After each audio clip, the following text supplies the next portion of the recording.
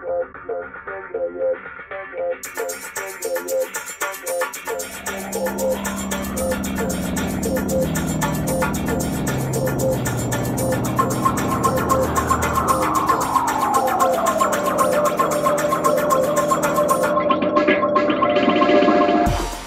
te va, Leonardo? Estamos con Leonardo Moyano, graduado en Educación Física, estudiante de Ciencias Políticas, representante, uno de los principales referentes del movimiento de participación estudiantil. Ahí tenés la remera con el logo bien visible. Y ahora candidato a representar a la República Argentina en el Parlamento, en el Parlasur. Una cuestión inédita, nunca había pasado, obviamente es la primera vez que pasa de que se vota y que se encaran representantes, pero es una novedad adicional de que en este tipo de instancias lleguen representantes del movimiento estudiantil. Bueno, bienvenido a la charla. Vamos a recorrer un poquito desde este tema también un poco la construcción política que viene haciendo la organización, de dónde surge, cuál es la representación que tiene. Vamos a tocar un poco la agenda del movimiento estudiantil, pero arrancamos por esta cuestión. ¿Qué representa, qué implica ser candidato a esta instancia latinoamericana? Bueno, en principio, buenos días, una alegría poder estar acá y poder tener esta charla. Nosotros, bueno, luego de años de construcción, de años de acumulación, el movimiento estudiantil, las organizaciones sociales, las organizaciones del campo del pueblo tienen la oportunidad tanto de elegir como de poder ser elegidos en una herramienta que para nosotros es algo fundamental, ¿no? Que es la pata parlamentaria de una herramienta de integración que es el Mercosur, y que, bueno, luego de años de idas y vueltas en los procesos de integración y lo que caracterizamos nosotros como un cambio de paradigma en los procesos de integración, llegamos, luego de varios años del Mercosur en funcionamiento, a una instancia en la cual el Parlasur funciona desde hace un tiempo, pero digo, lo que hay un antes y un después es el proceso donde el pueblo puede elegir a sus representados, ¿no? A sus representantes, para que lleven adelante la tarea parlamentaria dentro de este marco de integración, este proceso de integración. Para nosotros, en principio, es una inmensa alegría poder ser parte de este momento histórico en el cual, como decía bien recién, ¿no? Siendo parte de la lista del Frente para la Victoria, en lo que tiene que ver con el Parlasur, encontramos dirigentes de mucho peso, dirigentes ex cancilleres, embajadores actuales, como el embajador en el Vaticano, el embajador de Argentina en Bolivia, ministros como Teresa Parodi, Agustín del Chivo Rossi, bueno, un conjunto de ministros, referentes de organizaciones sociales como Milagros Salas, o bueno, un conjunto de otros dirigentes, también dirigentes de la clase trabajadora, que para nosotros es muy importante, Víctor Santamaría, un conjunto de compañeros y compañeras, y a nosotros como parte de un movimiento estudiantil que se hace cargo, digamos, de años de construcción, de años de acumulación, de distintas expresiones, y bueno, y la verdad que quizá tiene que ver con alguna acumulación que nosotros traemos, pero también tiene que ver con un proceso bien interesante en la actualidad, en donde, bueno, América Latina empieza, digamos, a tener un nuevo aire, ¿no? En esto de los procesos de integración desde las organizaciones. Nosotros siempre caracterizamos como dos procesos, ¿no? Por un lado, la diplomacia de los estados, donde las cancillerías, las embajadas juegan un rol importantísimo, los propios jefes de Estado, y por otro lado, digamos, ¿no? Algo que para nosotros está en un muy buen momento, que tiene que ver con la diplomacia de los pueblos. Esta diplomacia de los pueblos, que es la relación, la vinculación, la agenda común entre las organizaciones de los distintos países de América Latina, y que hoy se ve plasmada en esta propia lista del Frente para la Victoria, ¿no? en los candidatos que lleva el Parlasur. Y esto es interesante porque, digo, nos va a encontrar con un conjunto de organizaciones progresistas, de izquierda, de América Latina, y lo más probable es que los bloques dentro de este Parlasur no sea por una cuestión de la identidad nacional y de nuestras fronteras impuestas, sino que más bien sea por una coincidencia ideológica con un conjunto de otros compañeros del continente, ¿no? Está claro que expresiones como lo es hoy la JPSUV o el Partido Socialista Unido de Venezuela, o la juventud del MAS o la generación Evo, o los compañeros y compañeras del Frente Amplio de Uruguay, o el PT de Brasil, o los compañeros del Frente Guazú de Paraguay, tienen, digamos, una coincidencia, una agenda propia y una agenda común con movimientos sociales, movimientos políticos de Argentina, y en este caso también con esta herramienta que nos nuclea y organiza a todos, que es el Frente para la Victoria. Está bien. Como que este proceso de integración de la patria grande, que es un proceso que tiene muchos años, digo, más de 2 siglos, el que se viene desarrollando, ha tenido altas y bajas, ha tenido procesos o instancias donde se va profundizando y después momentos donde hay alguna especie de repliego o alguna especie de retroceso. De alguna forma, la instancia actual es una instancia bastante innovadora o bastante única en la historia, porque precisamente son los pueblos los que comienzan a buscar este camino de la integración, como referenciabas vos, con una agenda propia en la articulación de los mismos pueblos. En ese sentido, más allá del propio Parlamento, las organizaciones en sus distintas expresiones han comenzado a vincularse y tienen un trabajo muy activo. Parte de ese trabajo activo lo vienen desarrollando las organizaciones estudiantiles. ¿Cómo es el vínculo y el desarrollo que vienen teniendo desde el MPE con otras organizaciones a nivel estudiantil en América Latina y organizaciones en general? Pero me interesa focalizarlo en términos estudiantil. Hay una cuestión que es fundamental, ¿no? Nosotros partimos de la base de que, bueno, en un mundo globalizado, en donde se globaliza la política, la economía, las estrategias electorales, donde vemos que la derecha de Argentina, digo, caracterizando, ¿no?, a los sectores conservadores y que nos digamos, que de alguna manera nos traen un planteo de volver a los 90, tienen una característica muy similar a la derecha en Uruguay, a la derecha en Venezuela y demás. Nosotros de esa misma manera, donde concebimos y caracterizamos un mundo globalizado, creemos que tenemos que llevar adelante una tarea donde globalicemos también las causas comunes del pueblo, donde globalicemos la esperanza fundamentalmente, donde globalicemos las causas de nuestros pueblos. En ese sentido, nosotros, por ejemplo, creemos que estas organizaciones sociales a nivel continental, que fueron artífice y parte fundamental, por ejemplo, de decirle no al ALCA en el año 2005, que en la contracumbre de los pueblos, estos movimientos sociales que se hicieron carne de lo que fue el reclamo por la soberanía de Malvinas, estas organizaciones sociales y el movimiento estudiantil como parte de las organizaciones sociales que se solidarizó desde el primer momento, digamos, por la libertad de los 5 héroes cubanos, o que también de alguna manera llevaba adelante como una bandera el fin del bloqueo del imperio norteamericano a Cuba, de la misma manera que se hizo carne de lo que hoy es aún, ¿no? Seguimos con el reclamo por la definitiva independencia de Puerto Rico, de la misma manera que nosotros planteamos como organizaciones sociales a nivel continental la paz con justicia social en Colombia, o que también planteamos la salida al mar para Bolivia, o como que también nos hacemos carne, digamos, de lo que hoy creemos que es fundamental, que es el cese, digamos, de estos intentos desestabilizadores en el continente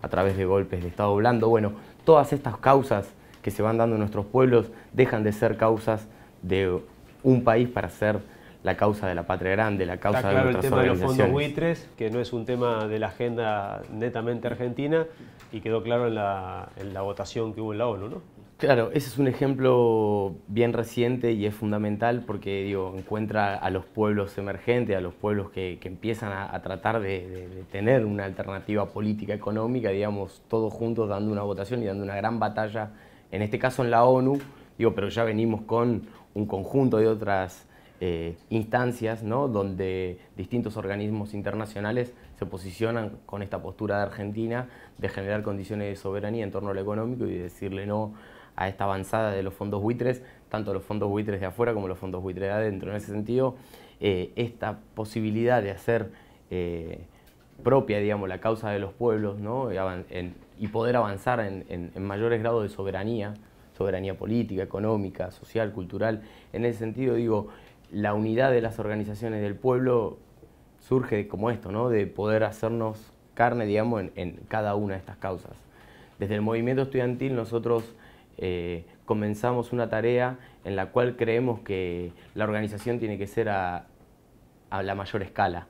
Entonces, obviamente, si vos me preguntás a mí cuál es tu experiencia de militancia y demás, y bueno, obviamente uno sale de una universidad, en el caso mío, digamos, del interior, como quizás mal caracterizado, pero sí, digamos, entendiendo que surge, digamos, de un movimiento estudiantil que nace, digamos, por lo menos en el caso de mi organización de base, que es en Río Cuarto, una ciudad de la provincia de Córdoba, y entonces, bueno, un movimiento estudiantil que se plantea la escala y el desarrollo, digamos, a todo lo que dé, ¿no? Entonces, la organización surge primero desde nuestra ciudad, en nuestra universidad particular, luego a nivel provincial, luego a nivel regional, luego a nivel nacional, y creemos que de la misma manera que nos hacemos cargo de estas causas, también tenemos que generar las condiciones de organización en esa escala. Por eso, digamos, esta cuestión de que nosotros definimos como organización, como MPE, cada uno de nosotros, de cada uno de los lugares que nos toca, y siendo parte de una organización, no pensándolo como personas, desarrollamos este proceso a nivel continental. Entonces empezar a vincularnos con organizaciones estudiantiles en un primer momento, luego con organizaciones juveniles, luego con organizaciones campesinas, trabajadoras, organizaciones de la economía social, organizaciones, digamos, de alguna manera, como lo planteamos y lo caracterizamos, ¿no? Organizaciones del campo del pueblo, ¿no? Que son parte de estas mismas causas, que cuando tomamos una definición o hacemos una caracterización sobre el conflicto con los fondos buitres, tenemos una misma visión, más allá de las particularidades de cada uno de nuestros pueblos. Pero bueno, en ese sentido es que nosotros empezamos a desarrollar la escala y el movimiento estudiantil empezó en un principio a vincularse, digo, desde Argentina y particularmente el MP, a vincularse con organizaciones en cada uno de los países. Después, obviamente, nos hicimos un tiempo para poder pensar que ya existen organizaciones que tienen historia a nivel continental y que se organizan, ¿no? Que, por ejemplo, una herramienta de integración a nivel continental como es la OCLAE, que es la Organización Continental Latinoamericana y Caribeña de Estudiantes, que hoy nuclea, organiza y representa a casi 110 millones de estudiantes en todo el continente, tiene una historia muy rica, ¿no? Es una organización que surge, y hago un paréntesis acá quizá, es una organización que surge luego de años de experiencia de congresos latinoamericanos de estudiantes, congresos históricos, que yo, desde congresos en los que participó Fidel, por ejemplo, en el momento en que le dan el golpe de Estado a Eliezer Gaitán en Colombia, bueno, en ese mismo momento se estaba coordinando y organizando un congreso latinoamericano que le dio origen a la OCLAE, y bueno, luego de un conjunto de congresos latinoamericanos surge la OCLAE el 11 de agosto del año 1966, y toma, digamos, como fundamental la articulación y la integración de las organizaciones juveniles y continentales, organizaciones y estudiantiles a nivel continental, y de alguna manera, digamos, lo plantea desde una perspectiva de organizar al movimiento estudiantil que tiene como principio fundamental su condición antiimperialista. Digo, frente a esto, un conjunto de estudiantes de todo el continente se paran para decir, bueno, obviamente que pensamos la educación desde otra perspectiva, la impuesta por el mercado, pero también tenemos una posición con respecto a la relación entre el capital y el trabajo, también tenemos una posición con respecto a la soberanía de nuestros pueblos y demás, digo, ¿no? Se empieza desde ahí a avanzar, y bueno, cerrando este paréntesis de la OCLAE, quizá esta herramienta es la que a nosotros nos convoca, digamos, a la participación, a la articulación entre los movimientos estudiantiles, y después un conjunto de herramientas que se fueron dando, instancias de formación política conjunta, encuentros por carrera, encuentros latinoamericanos por carrera, encontrando a los estudiantes de distintas carreras o distintas áreas temáticas y de la educación. Y en ese sentido, bueno, encontrarnos también nos fue encontrando con movimientos trabajadores, organizaciones juveniles, organizaciones de campesinos, compañeros de la economía social, organizaciones de trabajadores, y bueno, en ese sentido, obviamente, ¿no? Con la particularidad de cada uno de los países. Y desde ahí es que nosotros empezamos a caminar, y bueno, nos encuentra en un momento en el cual tenemos quizá, obviamente, como vos bien caracterizabas, más allá de los reflujos, más allá de las idas y vueltas en los procesos políticos de nuestro continente, nos encuentra en un momento interesante. Digo, quizá era impensado en los 90 pensar que el movimiento estudiantil se podía organizar a nivel continental. En los 90 nos tocó resistir, en los 70 nos tocó resistir también, digo, ¿no? Entonces, quizá este momento que hoy tenemos, más allá de las particularidades de cada uno de nuestros procesos políticos, tenemos un poquito de viento a favor. ¿Qué quiere decir esto? Quiere decir que un movimiento estudiantil que hoy se lleva adelante, digo, desde Argentina, ¿no? Pensando que nosotros asumimos como condiciones instaladas hoy la gratuidad en la educación, asumimos como propio ya, y, digamos, y no cuestiones no negociables, que son libre ingreso, que son libertades de cátedra, bueno, un montón de cuestiones que arrastramos de años de historia, la reforma del 18, los distintos momentos políticos que atravesamos en Argentina, la gratuidad de la educación con el peronismo en el año 49, la Universidad Obrera Nacional, bueno, un conjunto de conquistas que se fueron dando a lo largo de los años que hoy nos paran sobre una base en la cual decimos, bueno, todo esto ha sido acumulación, bueno, ahora vamos, acumulación histórica, ahora vamos por la profundización en la articulación con las organizaciones, bueno, y un conjunto de condiciones que hoy tenemos que quizá en otro momento no las teníamos. Entonces, bueno, desde ahí que nosotros nos paramos para poder avanzar, y particularmente, digo, en la última etapa que hemos alcanzado, digo, los últimos 10, 12 años fueron años de muchísima inclusión.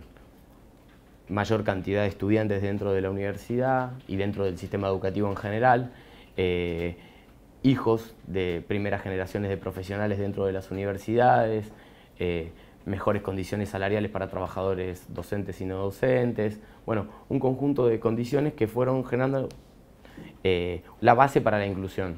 Nosotros decimos, hoy tenés inclusión también en torno a lo tecnológico, ¿no? Con lo que tiene que ver con las computadoras en los chicos en nivel primario y secundario, bueno, cuestiones que generan las condiciones para la inclusión. Bueno, para adelante obviamente el desafío tiene que ver con la articulación entre las organizaciones fundamentalmente y con la etapa o el momento del conocimiento. Digo, hasta acá venimos muy bien, ahora el movimiento estudiantil se pone como desafío avanzar en procesos de ciencia, tecnología, profundizar, actualizar nuestros planes de estudio, todo eso tiene que ver con la etapa que viene, que es la etapa del conocimiento para nosotros. Entonces, bueno, esa etapa la queremos dar no solamente a escala nacional, la planteamos dar a escala continental, y para eso creemos que hay movimientos estudiantiles del continente con mucho avance. Ni hablar de Cuba, ni hablar de hoy un movimiento estudiantil de avanzada como es el venezolano, ni hablar, digo, con sus particularidades, ¿no? Y con sus tensiones a la interna, ¿no? Pero también con movimientos estudiantiles que de alguna manera le tocan estar en resistencia, como puede ser el caso de Chile o Colombia o Perú, con movimientos estudiantiles que tienen que resistir, pero que al mismo tiempo, digamos, se encuentran con un grado de organización muy importante. Lo mismo pasa en Uruguay o en Bolivia, en donde el movimiento estudiantil también viene con años de acumulación y que, bueno, se encuentran en nuevos momentos con un poquito de aire. Entonces, bueno, la situación es bien interesante a nivel del movimiento estudiantil, pero digo, frente a esto nosotros no nos paramos en una posición donde nos creemos el centro de nada, sino que al contrario, creemos que nuestra posición es la de atar nuestro destino fundamentalmente al de las clases trabajadoras, de las clases populares, y frente a eso creemos que nuestras condiciones de organización tienen que ir de la mano de la articulación con el movimiento obrero y el resto de las organizaciones del campo del pueblo. Entonces, medio un poco por ahí que planteamos nuestra organización a nivel continental, y por eso celebramos y festejamos y nos pone como un gran desafío el poder estar en este momento de ser parte, ¿no? De ser parte de un proceso de integración a nivel continental, pero también de ser parte de esto que para nosotros es importantísimo, que es la pata parlamentaria del proceso de integración. Y además en un momento donde se está construyendo eso, ¿no? Sí. Es un momento bien fundacional.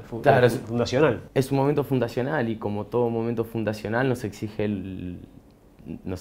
mucho, nos exige todo, nos exige, digo, frente a esto nosotros siempre caracterizamos, ¿no? Que esta exigencia que nosotros durante mucho tiempo le pedimos al Estado, digamos, nosotros siempre fuimos una organización que se paraba desde la posición de un Estado presente, pretendíamos un Estado presente. Frente a esto decimos, bueno, entre el débil y el fuerte la libertad nos oprime.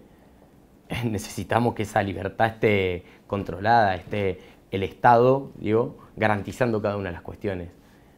La libertad en sí misma no nos explica nada frente a esto, ¿no? Entonces, frente al momento político que atravesamos, nosotros necesitamos fundamentalmente cada vez un Estado más presente, y ese Estado presente que nosotros le exigíamos, hoy también nos exige a nosotros mayor grado de compromiso, de militancia, de participación, y la verdad que la universidad y la organización juvenil o estudiantil no queda al margen del momento político que atraviesa el continente y Argentina. Entonces, bueno, creemos que para esto Néstor Kirchner, Cristina, un conjunto de referentes políticos a nivel continental, ¿no? Si partimos del propio 98 con la llegada de Chávez al gobierno en Venezuela, Lula, el propio Lugo, Tabaré en su momento, Evo Morales, el propio García Linera acompañando al Evo y ocupando el lugar que le toca ocupar en una Bolivia que se transforma, ¿no? Que deja de ser un país más para ser un Estado plurinacional que reconoce derechos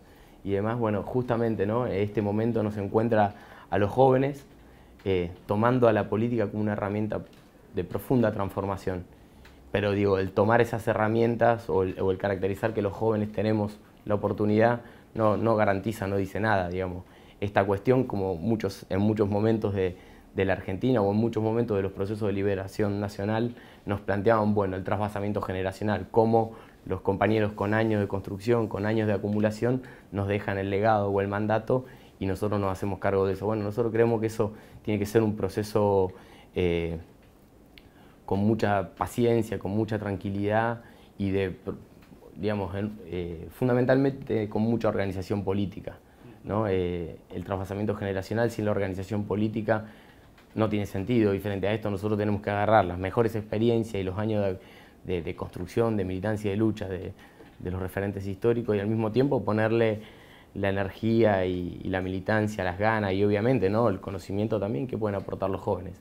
Frente a esto, y perdón, hablando justamente con algunos compañeros hace un tiempo atrás, y citando a Gramsci, Nahum era parte de eso, estábamos hablando y decíamos, bueno, este momento nos exige de alguna manera tener el pesimismo de la inteligencia o de la razón y el optimismo de la voluntad. Bueno, esa es la fórmula, ¿no? Es la fórmula, poner todo de nosotros, pero también al mismo tiempo poder tomarnos el tiempo para formarnos, para charlar, para intercambiar ideas, porque bueno, obviamente en nuestros propios procesos políticos a nivel continental tenemos años y años de acumulación. Esto que bien decías vos, la integración no es algo que se le ocurre a Néstor, a Chávez, sino que ellos de una manera muy inteligente toman lo que fue el mandato en su momento de San Martín Bolívar, Perón, el ABC, todo esto. Así que bueno, digo, nosotros nos hacemos como y asumimos el momento histórico que nos toca, que es el de subirnos a esta construcción que ya viene y que si no nos subimos nos quedamos al margen, ¿no? El tren de la historia está pasando, nos caracterizamos así y nosotros tenemos dos opciones.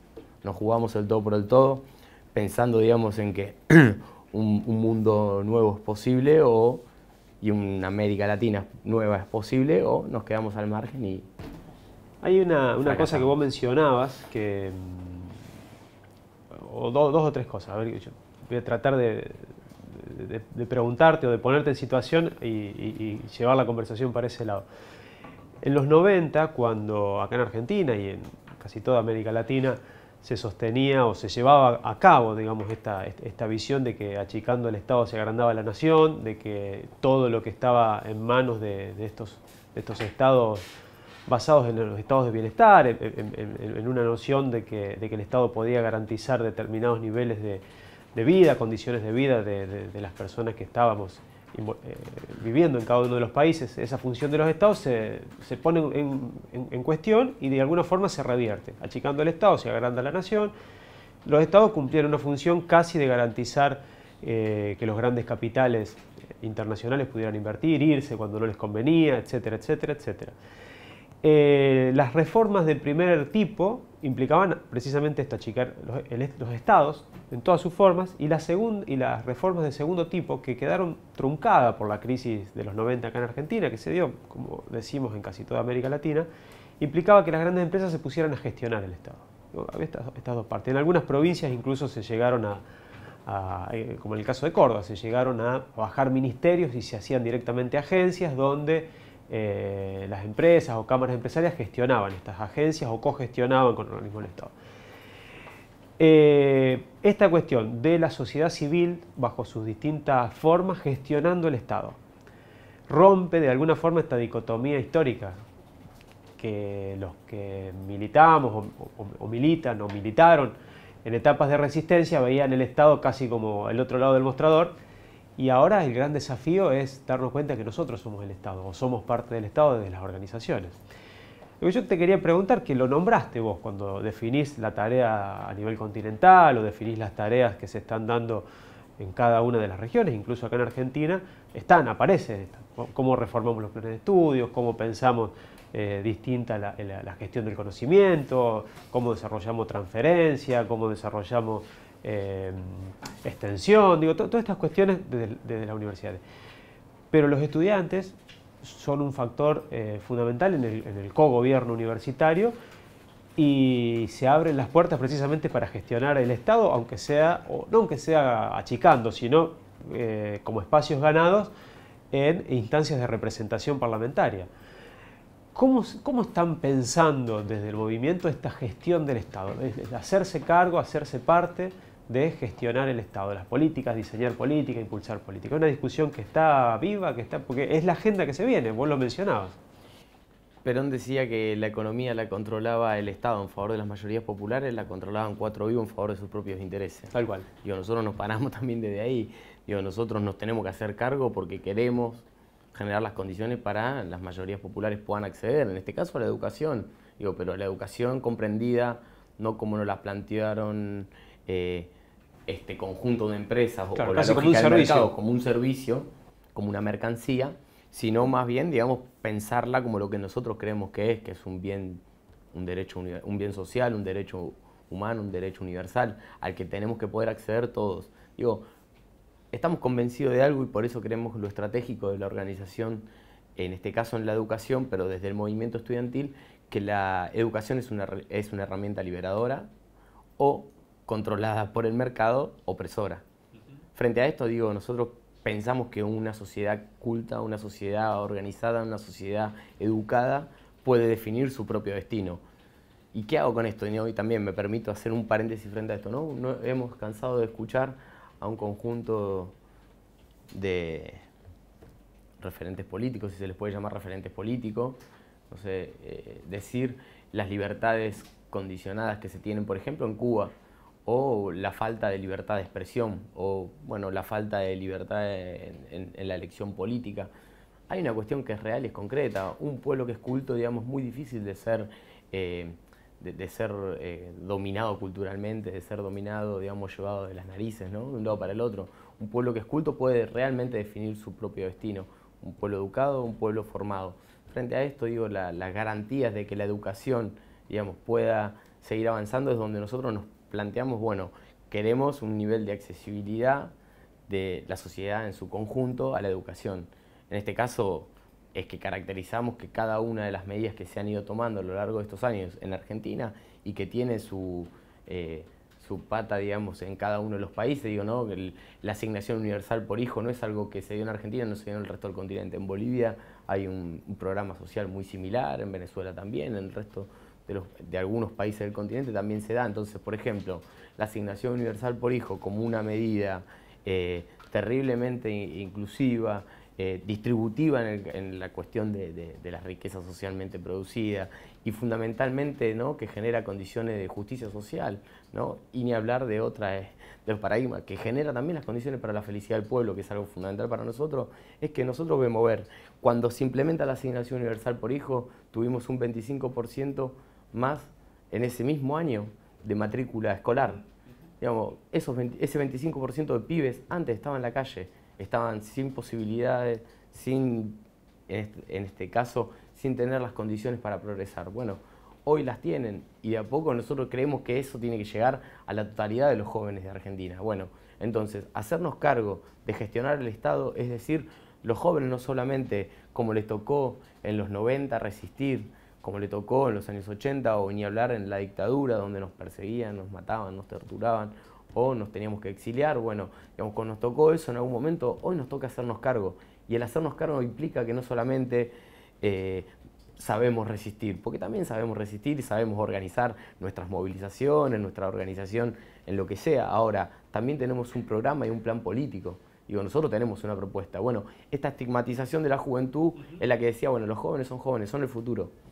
Y bueno, ya les va a tocar gobernar o ya les va a tocar hacerse cargo. Hoy la juventud se hace cargo, en este caso dentro de las universidades siendo parte del cogobierno y de hecho demandamos y exigimos mayor responsabilidad y mayor espacio de participación en los órganos de cogobierno, en los distintos espacios de organización, sean institucionales, gremiales, políticos dentro de la universidad. Entonces, frente a esto, digo, nosotros nos queremos hacer cargo. Cuando nosotros nos dicen, bueno, ¿cómo ustedes caracterizan o cómo ustedes creen que pueden alcanzar esto que plantean de avanzar a una etapa del conocimiento? Bueno, nosotros, y lo que te decía recién, queremos poner en discusión los planes de estudio.